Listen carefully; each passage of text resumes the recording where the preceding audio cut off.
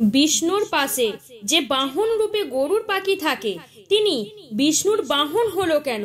এর পিছনে পৌরাণিক কাহিনী আছে, চলো জেনে নিন। এক সময় ঋষি কাশ্যপের গৃহে জন্ম নিলেন অসাধারণ এক পাখি গরুর। সোনালী দেহ, ঈগলের মতো ডানা আর বজ্রসম শক্তি ছিল তার। প্রজন্মের পর থেকেই তিনি সর্পের শত্রু, কারণ তার মাতা বিনতা ছিলেন দাসত্বের শৃঙ্খলের বাঁধা। গরুর প্রতিজ্ঞা করলেন, আমি মাকে মুক্ত করব আর অন্যায়ের বিরুদ্ধে লড়ব। আর অপরিসীম বীরত্ব দেখে দেবতারা অবাক হলেন। তখন ভগবান বিষ্ণু গরুকে আশীর্বাদ দিয়ে নিজের চিরসঙ্গী ও বাহন হিসেবে গ্রহণ করেন। সেদিন থেকে গরু হলেন ভগবান বিষ্ণুর বাহন, যিনি অশুভ শক্তি, বিষ ও ভয় দূর করেন। এই রকম ভিডিও পাওয়ার জন্য চ্যানেলটিকে সাবস্ক্রাইব করুন, আমাদের সঙ্গে থাকুন আর কমেন্ট বক্সে হরে কৃষ্ণ বলে যান।